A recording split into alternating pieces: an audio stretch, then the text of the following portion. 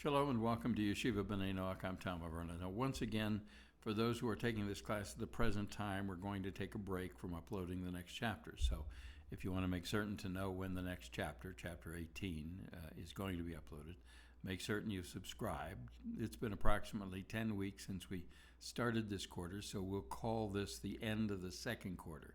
But more importantly, we're coming up on the high holy days, Rosh Hashanah, Yom Kippur, Sukkot, so we won't be back until after those, probably sometime in October. And as I mentioned during the last break, if you're watching these videos down the road when all of them are up there, taking a break can be beneficial. But the main thing that you want to focus on during the break is that you're working on your vocabulary. That's the primary. Practice, practice, practice. And if there's time after that, review the chapters and the patterns that we've talked about so far. So that would be kind of the order I would advise to you. But take a break and enjoy some time off from every now and then. So and if you're down the road doing this, I would say if you're trying to structure this as a college course, as I understand it, the first Hebrew primer book as we're using it, is probably set up to be a 1-year course. So that means in terms of quarters, generally 3 quarters, divided would be 10 chapters each. Now, we don't quite get through 10 chapters in 10 weeks, where we haven't gotten so far, but that could be a goal. That could be something you want to look at. But that's, again, down the road. So I also wanted to talk about something else. One of the projects that I'm starting on now and want to continue working on during the break and down the road is something that is very important to me.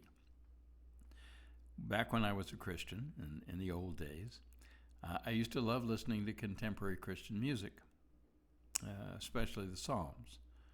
But as a non-Christian, I realize that many, if not all, of the current producers of this music use a sometimes questionable, at least in my mind, translation for their work. Now, I was hoping that I would find contemporary Jewish artists. There are many I know that are out there that have done this. So far, I haven't found them. Doesn't mean they're not out there.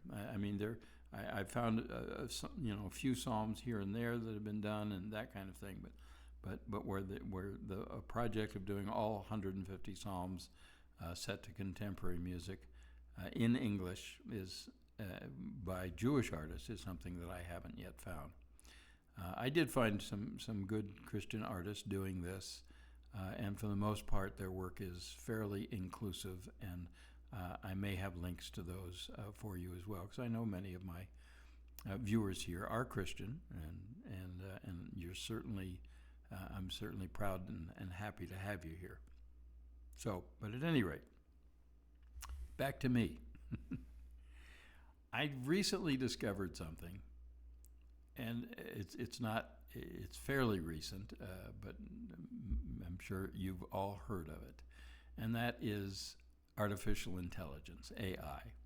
Now, you may have different opinions about artificial intelligence and whether it's has any value whatsoever in the current world. I recently heard a teaching by Ephraim Palvanoff, my favorite Jewish teacher at this that I've discovered so far, and I highly recommend him if you get a chance. Palvanoff, Palvanov.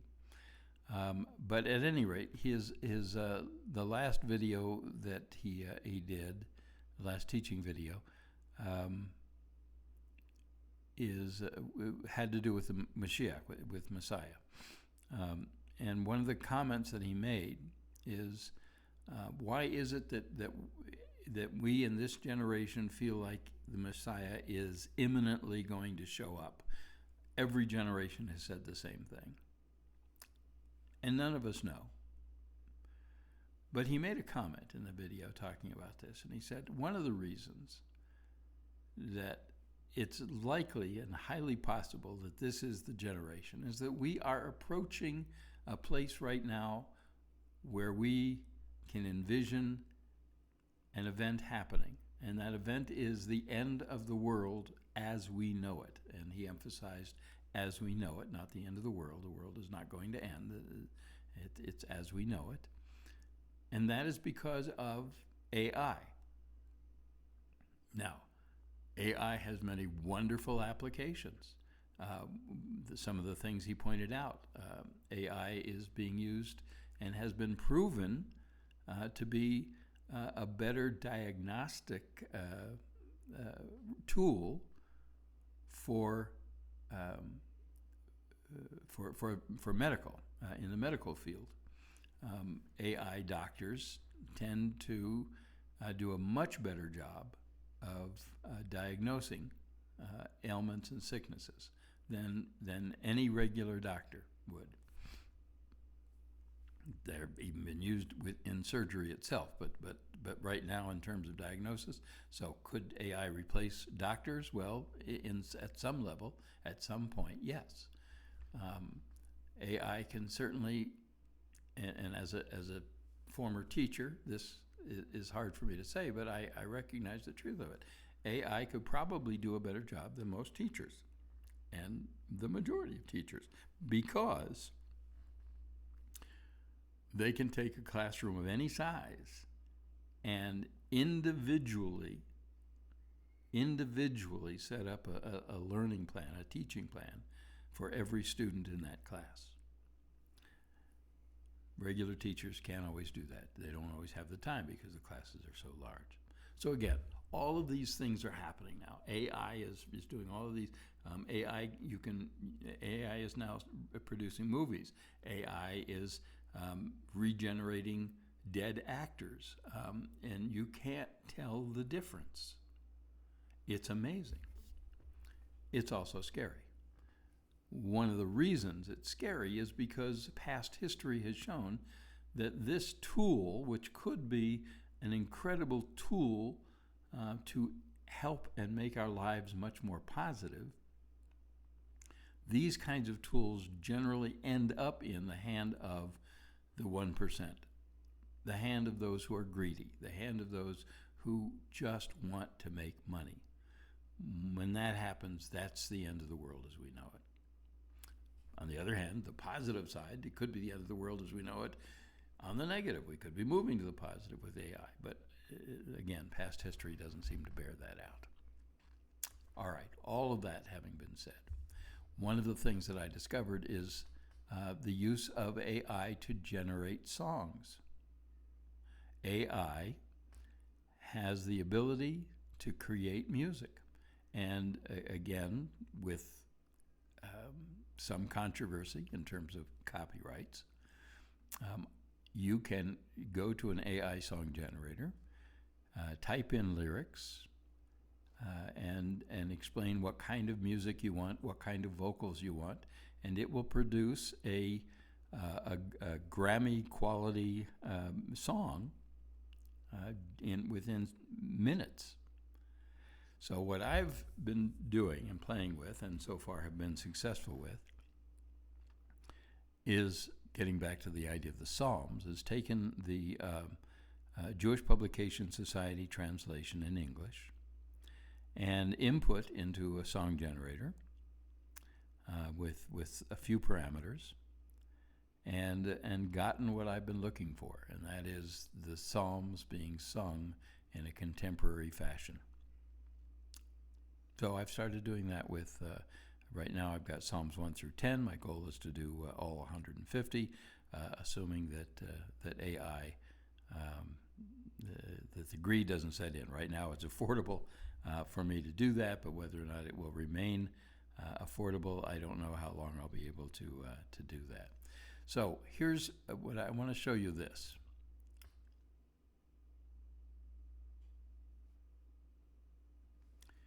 And on this,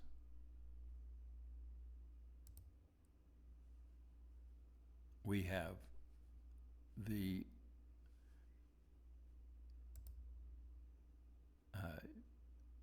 YouTube channel. This is my my YouTube channel here,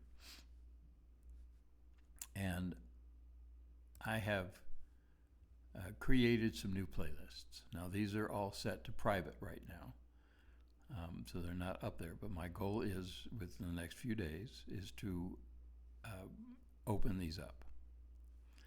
Now, what I have up here, the Psalms that I've told you about, 1 through 10, are up here so that you can listen to them. Generates a video so you can see them. And actually, AI generated the video. It's nothing major, but it's there. And those can be accessed by you from the playlist. In addition to that, I have 2 other projects that I've been working on. So in the 1970s, I wrote a lot of poetry. That was my poetry phase. And among those, I wrote many that were in the style of the Psalms. So I decided to set those to music as well. So those are under they'll be under the playlist Tom's Psalms. And then also, I have decided to try and do something else, and that is to set some of the prayers in the same way. Now, again, using the translation from the Koran Siddur, there are many fine siddurs, but using the Koran prayer book, their English translation, I've done the 3 paragraphs of the Shema and the Amidah, or Shemona Esrei, to music. And here's the side note. These are neither the Psalms nor the prayers are in any way, any shape, any form suggested to be a replacement for your study of Psalms, in Hebrew especially, and for your prayers. These are simply entertainment forms that I hope, and it certainly works for me, to use during times of just wanting to be inspired, just times where maybe I'm not feeling as happy and joyful as I want to be. Listening to this really makes a difference. So that's what these are for. These are not for study. These are not for prayers, prayer times. These are just for entertainment times, when maybe you want to be inspired. Maybe you want to be given that extra boost that then can take you into prayer time, that then can take you into Torah study time, and make you a lot more interested and open to do it. So that's the goal here. Please don't think that I'm saying to you that this replaces either scripture study or prayer time. Not going to get that from me. So that's available to you. These are tools. If it works for you, fine. If it doesn't, fine. As with everything else on the channel, please let me know what you think. I prefer positive comments, but I'm open to constructive comments in any form. But I love hearing from you. It is important to me to do that. So those 3 things are up here now, kind of related to that. And let's get to the next thing that I want to talk about here, and it has to do also with music, but related to that is the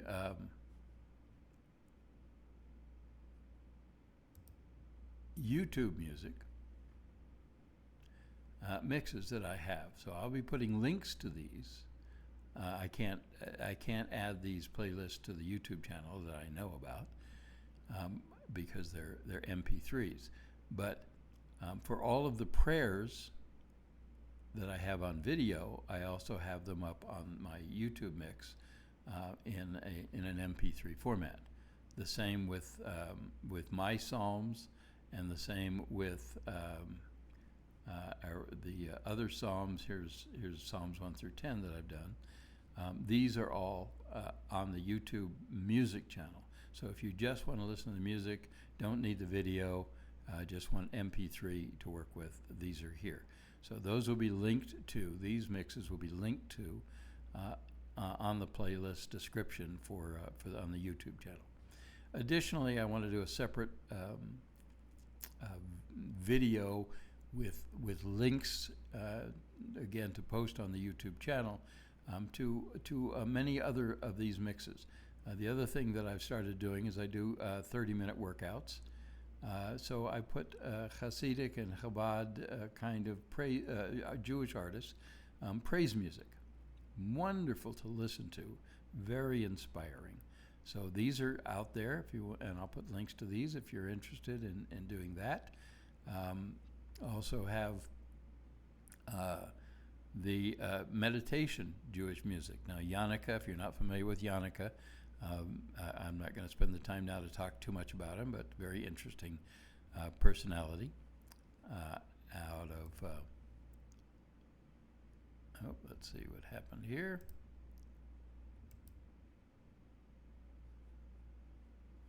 Okay.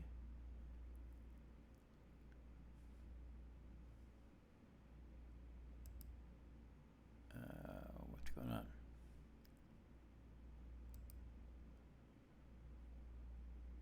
Okay. It switched my accounts here. So this is back on, this is not on the Yeshiva account, but at any rate, so this is getting back here. So here we are with many of the mixes, and I'll put links to these in there. But again, meditation music. I have the different mixes for 6 days of the week. We have psalms in English from Christian artists, and these are some of the psalms that I've found that the lyrics aren't too bad. The changes aren't too bad. And again, many of my viewers I know are Christians, and I am so happy and proud to have you here, and no judgment at all, other than for me, I was looking for something different. But these are up here too, and I like these. So you'll have the ability to link to those as well. So all of this will be coming up. So there's a link to just all of many of the praise, again, contemporary Jewish, Hasidic, Chabad singers, songwriters that are out there. Lots of them that I've collected in one place. So that's all available to you as well. Now, the third thing and the last thing I want to talk about is this. Excuse me. Back in 2014, I did a show, and it was called Happy Hour for Old Folks. But I need to give you some background before that. This is, and again, I'm going to post this on the YouTube channel as entertainment, but unlike the play scenes that I have up there, I can't really say it's Jewish entertainment, but since it was done by a Jew, maybe that counts, who knows. But at any rate, around the turn of the century in 1999, I started an internet radio station playing positive music, first of its kind that I know of. This was music from both indie, independent artists, and mainstream artists from all genres, rock, pop, country, folk, all of any genre you can imagine, as long as they were doing positive music. I was once asked by my daughter at one time, you say all genres, would you have Eminem up there? And I said, well, if he did positive music. And then shortly after that, he did this wonderful, beautiful song for his daughter. So yes, any artist can be up here doing positive music. That was the goal of the station, was just to present the message, not the genre, and putting that together. I was very proud of the station. It lasted for about 15 years, and unfortunately, it didn't accomplish what I wanted it to accomplish. I could never find any backers for it to enable me to really take it to the next level. And finally, I had to give up on the goal. But at any rate, the station did many wonderful things. And one of the things, I didn't want the station to be religious, but there would certainly be a spiritual element to it. but I wanted it to be inclusive so that anyone could listen to it and not feel as though they're being pummeled with one particular doctrine or another. So in that sense, I had Christian artists, especially on the indie side and the independent artist side. I had a lot of New Thought artists. There are and were a lot of New Thought musicians who specifically have done positive, what they call and what I call positive music. So there were several of those on the indie side. And then I also had contemporary Jewish artists. And as far as I know, I was the first to play in a broadcast kind of way contemporary Jewish musicians. Now, I cannot make this claim, but one of the artists that I had on the station went on to found his own internet radio program station, which was extremely successful and still is extremely successful, called Jewish Rock Radio. Again, I'm not claiming to have anything to do with the founding of that, but perhaps I hope that in some small way he liked what I was doing and decided that he could do it better, and indeed he did. So again, that's one of the things that I kind of am proud about in terms of doing. So that was part of it, and also the whole idea of the station was to enable people to feel good about themselves, about their world, what was going on, to make them happy. Actually, the whole idea of the of Radio Positive, which was the first incarnation, the whole idea behind it happened about 5 years before I started the station, when I was stuck in Denver rush hour traffic and feeling very frustrated, and I'd tune around on the radio dial, and there was no place I could find playing something that would unfrustrate me. And I happened to have in the glove box of the car a cassette tape, long ago that was, that I had given to my daughter, one of my daughters, as a gift. And it was the soundtrack to Beauty and the Beast. And I put that in, and it just made me feel good. And I thought to myself, why can't I find a radio station that is playing this kind of music? Music from children's shows, but music that has this incredible, wonderful message to it. And again, as that idea formulated in my mind, I realized how many mainstream artists out there have music that's positive. Some of them not so much, but many that are, and that includes country artists. So that was the start of the station. I wanted to try and incorporate both show tunes, both animated features, all other genres, as well as on the mainstream side, as well as indie artists who are doing this positive message.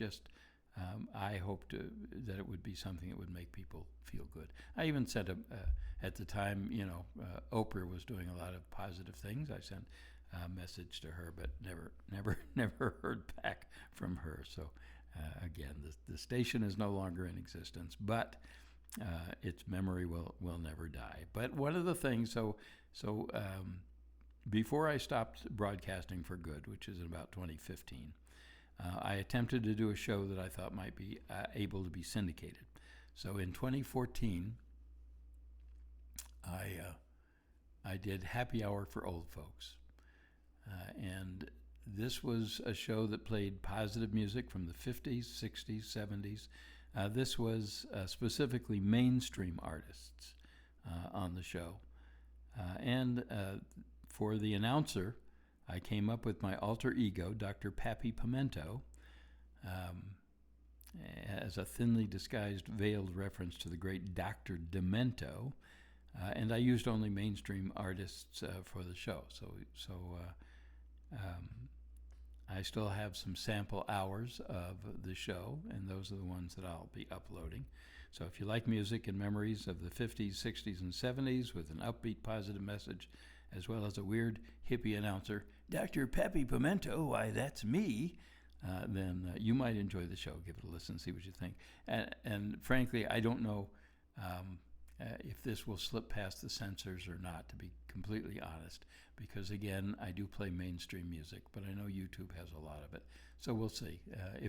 So listen quickly before it might go down. I don't know, but that'll be up there. That'll be up on under the entertainment playlist to do that. And if you're interested, I don't know that there's anything out there that still exists on the search engines. But it is something you can try Googling. So Radio Positive was the first of its the first name that we had, and then several other incarnations: Gratitude Radio, New Consciousness Radio, Empower Posi Radio. Each one of those were different groups that had expressed an interest in backing and supporting the station. Ended up not doing anything with most of those. The last one we had was Empower Positive Music and Arts, which still exists, and we had Positive Music Radio. And when I say we, I did found, along with Scott Johnson in Boulder, a group called the Positive Music Association, which again was in hopes to promote indie artists to do more positive music. And just as the same thing happened with contemporary Christian music, our goal was to hopefully see these positive artists become actually a category on Billboard and a category on the Grammys and that kind of thing. Didn't happen, but we gave it a good try.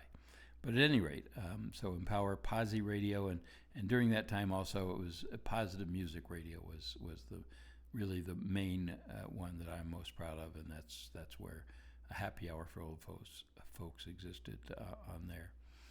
It was difficult for me to give it up, but there you go. All right, so all of that is coming up.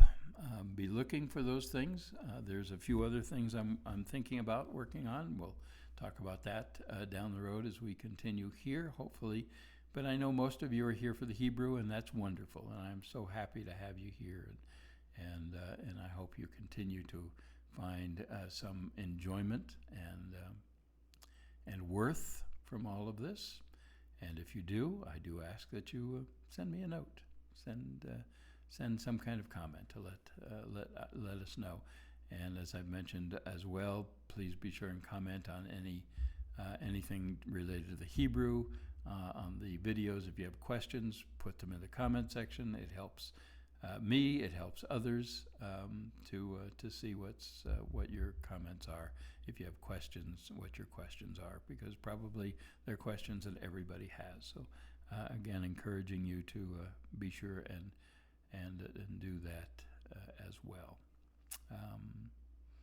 I think that's all. So for right now, for Yeshiva B'nai Noach, I'm Tom Averna. Shalom.